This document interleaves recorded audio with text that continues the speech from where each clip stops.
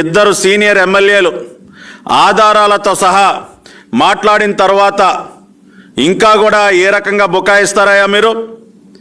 నిన్న మీడియా ముందుకొచ్చి సజ్జల రామకృష్ణారెడ్డి, గుడివాడ అమర్నాథ్ వీళ్ళు ఇంకా కూడా ఏదో తప్పించుకునే ప్రయత్నం చేస్తూ ఉన్నారు. ఇంత ఓపెన్గా ఆధారాలు బయటపడిన తర్వాత ఇంకా ఏ రకంగా మీరు బుకాయిస్తారయ్యా? ఇంకా ఏ రకంగా కప్పిపుచ్చేటటువంటి ప్రయత్నం చేస్తారు మీరు? ఈ రోజున పూర్తిగా ఈ రాష్ట్ర ప్రజల విశ్వాసాన్ని కోల్పోయినటువంటి ఈ రాష్ట్ర ముఖ్యమంత్రి ఆఖరికి తన పార్టీ ఎమ్మెల్యేలను కూడా విశ్వసించినటువంటి పరిస్థితులలో తన పార్టీ ఎమ్మెల్యేల విశ్వాసం కూడా కోల్పోయి ఆఖరికి తన సొంత పార్టీ ఎమ్మెల్యేలు సీనియర్ నాయకుల ఫోన్లు కూడా ట్యాపింగ్కి పాల్పడుతూ ఉన్నాడు.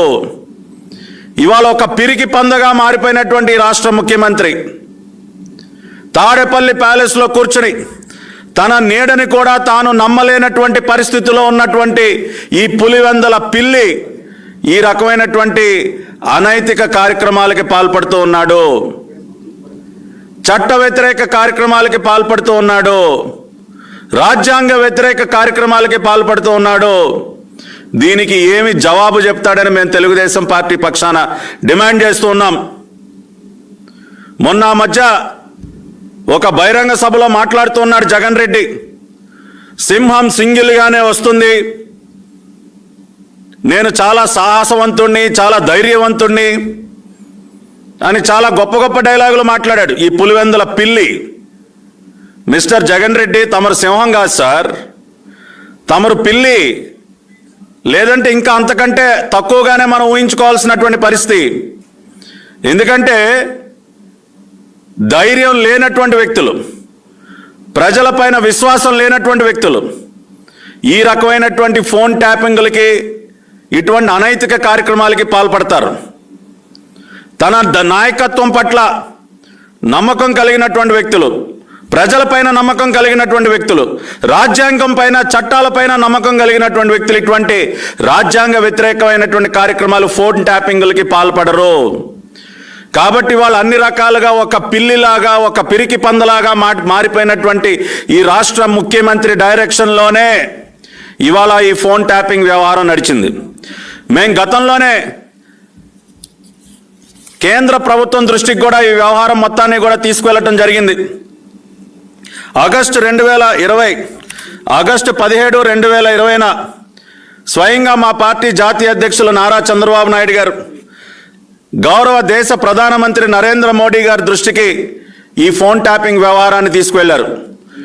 అంటే దాదాపుగా 2.5 సంవత్సరాల క్రితమే రాష్ట్రంలో ఫోన్ ట్యాపింగ్ జరుగుతోంది అని గౌరవ ప్రధానమంత్రి దృష్టికి చంద్రబాబు నాయుడు గారు తీసుకువెళ్లారు ఒక లేఖ ద్వారా.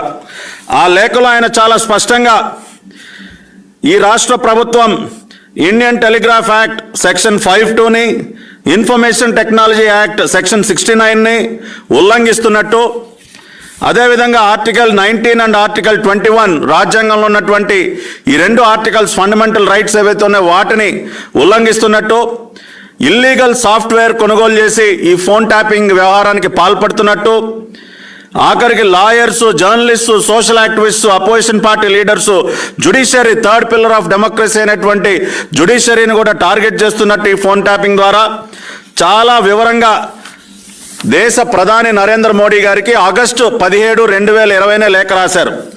ఆ లేఖలో ఆయన చాలా స్పష్టంగా it would be appropriate to order an inquiry by a competent body of the government of India in order to check the illegal acts of phone tapping in Andhra Pradesh అని చెప్పి కోరటం కూడా జరిగింది. తక్షణమే కేంద్ర దర్యాప్తు సంస్థలతో దర్యాప్తు జరిపించండి గౌరవ ప్రధానమంత్రి గారు అని చెప్పి 2.5 సంవత్సరాల క్రితమే నారా చంద్రబాబు నాయుడు గారు లేఖ రాశారు. ఆ రోజున కూడా బుకాయించింది రాష్ట్ర ప్రభుత్వం. ఈ రోజున ఆధారాలు బయటపడ్డాయి. ఏదైతే మేము గత 2-3 సంవత్సరాలుగా చెప్తూ ఉన్నామో అది ఇవాళ 100% నిజమైనటువంటి పరిస్థితి. ఇదిగోండి చంద్రబాబు నాయుడు గారు రాసినటువంటి లేఖను కూడా 2.5 సంవత్సరాల క్రితమే మేము మీడియా వారికి ఈ రోజున విడుదల చేస్తూ ఉన్నాం. అంతేకాకుండా కొద్ది రోజుల క్రితం స్వయంగా ఈ రాష్ట్ర క్యాబినెట్లో ఉన్నటువంటి మంత్రి పెద్దిరెడ్డి రామచంద్రారెడ్డి ఆయన మీడియా సమావేశంలోనే ఒప్పుకున్నాడు, తమ ప్రభుత్వం ఫోన్ ట్యాపింగ్కి పాల్పడుతూ ఉన్నది అని చెప్పి ఆ రోజున ఆయన మీడియాలో మాట్లాడినటువంటి మాటలు మరి ఒకసారి ఇవాళ రాష్ట్ర ప్రజలకి వినిపిస్తూ ఉన్నాం. ఒకసారి వినాలి మీరు అందరూ కూడా. మొన్నటి దాకా ఒక 60 మందిని దానికి సంబంధించిన వాళ్ళందరినీ అరెస్ట్ చేశారు. 60 మంది మీద ఊరికే అభియోగంతో మనము కేసులు పెట్టే పరిస్థితి ఉండదు కాబట్టి ప్రభుత్వం నిశ్చితంగా ఇన్వెస్టిగేషన్ చేసి తర్వాత వాళ్ళ ఫోన్ కాల్స్ అన్ని కూడా ట్యాపింగ్ చేసి ఎవరైతే నిజంగా బాధ్యులు ఉన్నారో వాళ్ళని అందరినీ కూడా అరెస్ట్ చేశారు. విన్నారు కదండి, చాలా క్లియర్గా పెద్దిరెడ్డి గారు ఏం చెప్తా ఉన్నారు? రాష్ట్ర ప్రభుత్వం ఫోన్ ట్యాపింగ్ కి పాల్పడింది కాబట్టి ప్రభుత్వం నిశ్చితంగా ఇన్వెస్టిగేషన్ చేసి తర్వాత వాళ్ళ ఫోన్ కాల్స్ అన్ని కూడా ట్యాపింగ్ చేసి ఎవరైతే నిజంగా బాధ్యులు ఉన్నారో వాళ్ళని అందరినీ కూడా అరెస్ట్ చేశారు. స్వయంగా ఈ రాష్ట్ర కేబినెట్ మంత్రి పొంగనూరు పుడింగ్ పెద్దిరెడ్డి మీడియా సమావేశంలోనే బహిరంగంగా మేము ఫోన్ ట్యాపింగ్లు చేస్తున్నాం. గతంలో 10th క్లాస్ ప్రశ్నాపత్రాలు లీక్ అయినటువంటి సందర్భంలో ఆయన ఏర్పాటు చేసినటువంటి మీడియా సమావేశంలో ఆయన అన్న మాటలు మీ కేబినెట్ మంత్రే ఒప్పుకున్నాడు. ఆ రోజున మేము ఫోన్ ట్యాపింగ్లకు పాల్పడుతూ ఉన్నామని చెప్పి ఆ రోజున కూడా ప్రతిపక్ష పార్టీలు, తెలుగుదేశం పార్టీ ఇంకా అనేక మంది గట్టిగా ప్రశ్నించారు. ఒక కేబినెట్ మంత్రి ఏ రకంగా మా ప్రభుత్వం ఫోన్ ట్యాపింగ్కి పాల్పడుతుందని మాట్లాడుతూ ఉన్నాడు, ఏ రకంగా మాట్లాడతాడు, ఇది ఇల్లీగల్, ఇది చట్ట వ్యతిరేకం కదా అని చెప్పి ఆ రోజున కూడా మేము గట్టిగా నిలదీస్తే ఆ రోజున కూడా ఈ ప్రభుత్వం ఎదురుదాడి చేసింది, బుకాయించింది. మరి ఇవాళ ఏమి సమాధానం చెప్తారు ఈ రాష్ట్ర ప్రభుత్వ పెద్దలు అని మేము గట్టిగా అడుగుతున్నాం. ఇవాళ మీరు ఒక్కసారి చట్టం ఏం చెప్తా ఉన్నదన్న అంశాన్ని ఒక్కసారి మనం కనుక గమనించినట్లయితే ministry of communications and information technology ఇది ఇండియన్ గవర్నమెంట్ గెజెట్లో పబ్లిష్ చేసినటువంటి యాక్ట్. ఇది ఇండియన్ టెలిగ్రాఫ్ యాక్ట్ దాని 419A అమెండ్మెంట్ 419A ప్రకారం ఏ ఫోన్ని ట్యాప్ చేయాలన్నా కూడా it shall not be any phone tapping order shall not be issued except by an order made by the Secretary of Home, Government of India at the Government of India level or by the Secretary to the state government in charge of Home Department in the case of a state government. ఏ రాష్ట్రంలో అయినా ఎవరి ఫోన్లో అయినా tap చేయాలి అంటే ఆ రాష్ట్ర home secretary యొక్క అనుమతి కావాలి. ఒకవేళ అత్యవసర పరిస్థితుల్లో ఎవరైనా కింద స్థాయి అధికారి ఆ రకమైనటువంటి నిర్ణయం తీసుకున్న దాన్ని రాటిఫై చేయించుకోవాలి కాంపిటెంట్ అథారిటీతో. The competent authority a copy of the order shall be forwarded to the concerned competent authority which is the review committee within a period of 7 working days. ఎవరుంటారండి review కమిటీలో? The review committee to be constituted by a state government shall consist of the chief secretary to the government, law secretary and any secretary to the government other than the home secretary. అంటే home secretary నిర్ణయం తీసుకునే అధికారం ఉంది. అత్యవసర పరిస్థితుల్లో కింద స్థాయి అధికారి ఆ నిర్ణయం తీసుకున్న అది హోమ్ సెక్రటరీ గారికి తెలియజేసి ఆ తర్వాత వారం రోజుల లోపే ఒక రివ్యూ కమిటీకి ఈ ఫోన్ ట్యాపింగ్ దేనికి చేయాల్సి వచ్చింది, దానికి గల కారణాలు ఏంటన్న అంశము రివ్యూ కమిటీకి పంపించాలి. ఆ రివ్యూ కమిటీలో ఎవరెవరు ఉంటారు? చీఫ్ సెక్రటరీ ఉంటారు, లా సెక్రటరీ ఉంటారు, ఇంకొక ప్రభుత్వ శాఖకు సంబంధించినటువంటి secretary other than home secretary ఉంటారు. ఎందుకంటే ఆల్రెడీ హోమ్ సెక్రటరీ నుంచి వస్తుంది కాబట్టి ఆ రకంగా రివ్యూ కమిటీ ఉంటుంది ప్రతి రాష్ట్రంలో కూడా. The review committee shall meet at least once in 2 months and record its findings అని కూడా ఈ చట్టం చెప్తా ఉంది. ఏంటండి ఈ చట్టం? Indian telegraph act 419A section 419A ప్రకారం మరి ఈ రాష్ట్రంలో ఈ ఫోన్ ట్యాపింగ్ ఏదైతే జరుగుతుందో దీనిని ఎవరు ఆథరైజ్ చేశారు, ఎవరు దీనికి అనుమతులు ఇచ్చారు, ఇది హోంశాఖ సెక్రటరీ దృష్టికి వెళ్ళిందా, ఆ తర్వాత చీఫ్ సెక్రటరీ చైర్మన్గా ఉన్నటువంటి రివ్యూ కమిటీ దృష్టికి వెళ్ళిందా, ఈ అంశాలన్నీ కూడా బయటపడాలి. ఎవరి అనుమతితో ఈ ఫోన్ ట్యాపింగ్ జరుగుతూ ఉంది, అసలు ఈ రాష్ట్రంలో చీఫ్ సెక్రటరీ చైర్మన్గా ఉన్నటువంటి కమిటీ ఉందా లేదా, ఆ కమిటీ ప్రతి 2 నెలలకు ఒకసారి సమావేశం అవుతుందా లేదా, ఆ కమిటీ మీటింగ్స్లో అసలు ఏవేవి చర్చకు వస్తున్నాయి, ఎవరెవరి ఫోన్ల ట్యాపింగ్లకు వీళ్ళు అనుమతి ఇచ్చారో ఆ వివరాలన్నీ కూడా బయటకు రావాల్సినటువంటి అవసరం ఉంది. దీనిపైన దర్యాప్తు జరగాలి. అందుకనే మేము ఇవాళ ఈ రాష్ట్ర ముఖ్యమంత్రిని డిమాండ్ చేస్తున్నాం. అసలు ఎవరి ద్వారా ఈ ఫోన్ ట్యాపింగ్ వ్యవహారం ముందుకు వెళ్ళింది? చీఫ్ సెక్రటరీ అనుమతి ఉందా? చీఫ్ సెక్రటరీ ముఖ్యమంత్రికి తెలియకుండా అనుమతి ఇచ్చే అవకాశం ఉందా? ఇవాళ రాష్ట్ర ప్రభుత్వంలో ఏ నిర్ణయం అయినా ఒక చీఫ్ సెక్రటరీ తీసుకోవాలంటే అది ముఖ్యమంత్రి గారి నిర్ణయం మేరకే చీఫ్ సెక్రటరీ ఆదేశాలు ఇస్తారు. ప్రభుత్వ నిర్ణయం మేరకే అది జరుగుతుంది. కాబట్టి ఇవాళ తప్పనిసరిగా తాడేపల్లి ప్యాలెస్లో ఉన్నటువంటి రాష్ట్ర ముఖ్యమంత్రి కనుసన్నల్లోనే ఈ ఫోన్ ట్యాపింగ్ వ్యవహారం నడిచింది. కాబట్టి ఈ వివరాలన్నీ కూడా బయటికి రావాలంటే అసలు నోట్ ఎక్కడెక్కడి నుంచి ఎక్కడికి వెళ్ళింది, రివ్యూ కమిటీకి ఎప్పుడు వెళ్ళింది, హోమ్ సెక్రటరీకి అసలు తెలుసా లేదా, చీఫ్ సెక్రటరీకి తెలుసా లేదా, తెలిస్తే ఎవరు ఆదేశాల ప్రకారం వాళ్ళు అనుమతి ఇచ్చారు, ఇవన్నీ కూడా బయటపడాలి అంటే కేంద్ర దర్యాప్తు సంస్థలతో దర్యాప్తు జరగాలి. అదే ఇవాళ మేము తెలుగుదేశం పార్టీ పక్షాన్ని డిమాండ్ చేస్తున్నాం. ఆంధ్రప్రదేశ్లో నడుస్తున్నటువంటి ఈ ఫోన్ ట్యాపింగ్ వ్యవహారం పైన ఆగస్టు 2020లోనే ఏదైతే చంద్రబాబు నాయుడు గారు ఆ రోజున ప్రధానమంత్రి గారిని కోరారో కేంద్ర దర్యాప్తు సంస్థల ద్వారా దర్యాప్తు జరగాలని, ఇవాళ ఈ రాష్ట్ర ముఖ్యమంత్రి తనకి ఏమాత్రం చిత్తశుద్ధి ఉన్నా, తాను తప్పు చేయలేదన్న నమ్మకం తనకున్నా ఆయన తక్షణమే కేంద్ర దర్యాప్తు సంస్థలతో దర్యాప్తు చేయండి అని కేంద్రానికి లేఖ రాసేటటువంటి ధైర్యం ఉందా అని చెప్పి మేము ప్రశ్నిస్తూ ఉన్నాం.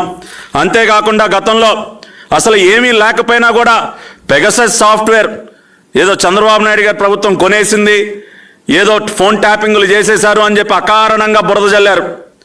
అసెంబ్లీలో కమిటీలు కూడా వేశారు.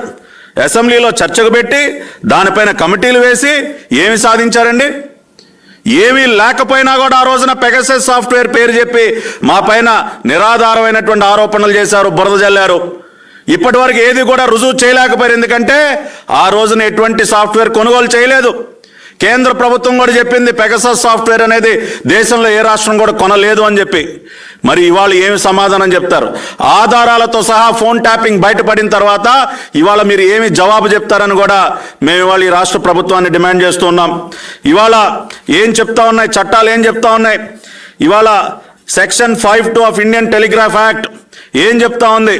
అత్యవసర పరిస్థితుల్లో, దేశ భద్రతకి ముప్పు వాటిల్లేటటువంటి పరిస్థితుల్లో, దేశ భద్రతకి సెక్యూరిటీకి సంబంధించి sovereignty, when it comes to the interest of the sovereignty and integrity of India, the security of the state, then only under section 5(2) with proper approvals, తగినటువంటి అనుమతులు తీసుకుని దేశ భద్రతకి ముప్పు వాటిల్లేటటువంటి పరిస్థితుల్లోనే ఫోన్ ట్యాపింగ్కి అనుమతి ఇచ్చేటటువంటి అవకాశం ఉంటుంది. అంతేకాకుండా section 69 of information technology act ఏం చెప్తా ఉంది? సెక్షన్ 69 ఆఫ్ ఐటీ యాక్ట్ కూడా అదే చెప్తా ఉంది. Any central government or state government authorises for these kind of activities when it comes to the interest of the sovereignty and integrity of India, defense of India and security of the state. మరి ఇవాళ చట్టాలు section 69 of IT act కానీ section 5(2) of Indian telegraph act కానీ ఇంత క్లియర్గా ఏ సందర్భాలలో మరి ఇటువంటి ఫోన్ ట్యాపింగ్కి అనుమతించే అవకాశం ఉంటుందో చాలా స్పష్టంగా చెప్తూ ఉంటే మీరు ఆ చట్టాలని ఏ విధంగా వైలేట్ చేస్తారు? అదేవిధంగా రాజ్యాంగంలో ఉన్నటువంటి ఆర్టికల్స్ ఏం చెప్తా ఉన్నాయి? Article 21 of Indian constitution, protection of life and personal liberty. No person shall be deprived of his life or personal liberty. Personal liberty includes right to privacy. Every citizen has the right to protect his privacy. రాజ్యాంగంలోని article 21 ప్రకారం right to privacy ఇవాళ దేశంలో ఉన్నటువంటి ప్రతి ఒక్క పౌరుడికి ఉంది. మరి అటువంటి ప్రైవసీకి భంగం కలిగే విధంగా మీరు ఏ రకంగా వ్యవహరిస్తారు? Article 14 right to freedom of speech and expression. ఇవాళ రాజ్యాంగం కల్పించినటువంటి ప్రాథమిక హక్కులు ఆర్టికల్ 14 అండ్ ఆర్టికల్ 21ని మీరు వైలేట్ చేస్తూ, మరి ఐటీ యాక్ట్ను వైలేట్ చేస్తూ, ఇండియన్ టెలిగ్రాఫ్ యాక్ట్ను వైలేట్ చేస్తూ ఇన్ని రకాలైనటువంటి చట్ట వ్యతిరేక కార్యక్రమాలకి మీరు పాల్పడుతూ ఉన్నారు. మీ కేబినెట్ మంత్రే గతంలో స్వయంగా మీడియా సమావేశాన్ని ఏర్పాటు చేసి పెద్దిరెడ్డి స్వయంగా ఒప్పుకున్నాడు, మేము ఫోన్ ట్యాపింగ్లకి పాల్పడుతూ ఉన్నామని చెప్పి. అదేవిధంగా మీ మాజీ మంత్రి గుడివాడ గుట్కా కొడాలి నాని నిన్న మీడియా సమావేశంలో ఆయన మాట్లాడతాడు. ఒక పక్కన గుడివాడ అమర్నాథ్ గారేమో అబ్బెబ్బే అసలు ఇది ఫోన్ ట్యాపింగ్ కాదండి, ఆడియో రికార్డింగ్ మాత్రమేనండి. కోటమిరెడ్డి గారు ఆయన ఆడియోను ఆయన రికార్డ్ చేసేసుకుని ఆయన వినిపిస్తా ఉన్నాడని చెప్పి బుకాయించే ప్రయత్నం చేస్తా ఉన్నాడు గుడివాడ అమర్నాథ్. రెండో పక్కన ఈ గుడివాడ గుట్కా కొడాలి నాని ఏం చెప్తా ఉన్నాడు ప్రెస్ మీట్ పెట్టి, అవునండి ఇంటెలిజెన్స్ డీజీ గారే పంపించారు, పంపిస్తే తప్ప, ఇంటెలిజెన్స్ డీజీ పంపించకూడదా, ఆడియో మెసేజ్లని ఆయన మాట్లాడుతూ ఉన్నాడు. వాట్ మిస్టర్ అమర్నాథ్, నువ్వేమో అది ఆడియో రికార్డింగ్ అంటావు, మీ మాజీ మంత్రి మీ పార్టీ ఎమ్మెల్యే కొడాలి నాని అవునయ్యా ఇంటెలిజెన్స్ డీజీఏ పంపించాడని ఆయన చెప్తాడు. కాబట్టి ఇవాళ ఇంకా ఈ బుకాయింపుడు కార్యక్రమాలకి మీరు కట్టిబెట్టండి. పూర్తిగా మీరు ప్రజల విశ్వాసాన్ని కోల్పోయి ఇటువంటి అనైతిక కార్యక్రమాలకి పాల్పడుతూ ఉన్నారు. మీ సొంత పార్టీ ఎమ్మెల్యేలే మీరు నమ్మేటటువంటి పరిస్థితుల్లో ఈ రోజున లేరు అని చెప్పడానికి ఇంతకంటే ప్రత్యక్ష ఉదాహరణ ఏది కావాలి? కాబట్టి ఇవాళ ఈ రాష్ట్ర ముఖ్యమంత్రికి మేము రెండే ఆప్షన్స్ ఇస్తా ఉన్నాం. మిస్టర్ జగన్ రెడ్డి, నీకు రెండే ఆప్షన్స్. ఒకటి, నువ్వు తక్షణమే రాష్ట్రంలో జరుగుతున్నటువంటి ఈ ఫోన్ ట్యాపింగ్ వ్యవహారం పైన కేంద్ర దర్యాప్తు సంస్థలతో దర్యాప్తుగా ఆదేశించగలవా? ఇమ్మీడియట్గా కేంద్ర ప్రభుత్వానికి లేఖ రాయగలవా? మా రాష్ట్రంలో మీరు దర్యాప్తు చేయండి, ఈ రకమైనటువంటి వ్యవహారాలు బయటకు వస్తూ ఉన్నాయని చెప్పి నువ్వు దర్యాప్తుకి ఆదేశించే ధైర్యం నీకుందా? లేదు అంటే నీకున్నటువంటి రెండో ఆప్షన్, తక్షణమే రాజీనామా చేయి. ప్రభుత్వాన్ని రద్దు చేసి తక్షణమే రాజీనామా చేయి.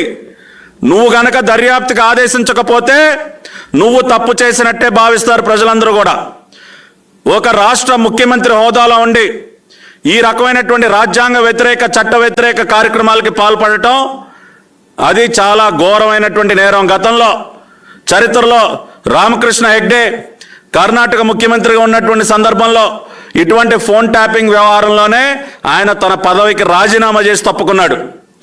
ఎప్పుడైతే ఫోన్ ట్యాపింగ్ వ్యవహారం కర్ణాటకలో జరిగిందని రుజువైందో ఆయన తక్షణమే తన పదవికి రాజీనామా చేశాడు రామకృష్ణ హెగ్డే. మరి ఆ రకంగా నువ్వు చేయగలవా? నిజంగా అటువంటి వ్యవహారం జరిగితే నీకు పదవులే కొనసాగేటటువంటి నైతిక అర్హత ఎక్కడుందని అడుగుతా ఉన్నాం.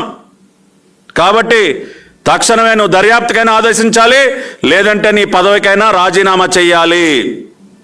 అదేవిధంగా గతంలో చంద్రబాబు నాయుడు గారు ఏదైతే లేఖ రాశారో గౌరవ ప్రధానమంత్రి గారికి, ఆ లేఖ పైన కూడా కేంద్రం దృష్టి పెట్టాలి. సువమోటోగా కేంద్ర ప్రభుత్వం కూడా ఈ విషయం పైన దర్యాప్తుకి ఆదేశించేటటువంటి అవకాశం ఉంది. ఇవాళ దేశంలో ఒక రాష్ట్రంలో ఈ రకంగా ఇల్లీగల్గా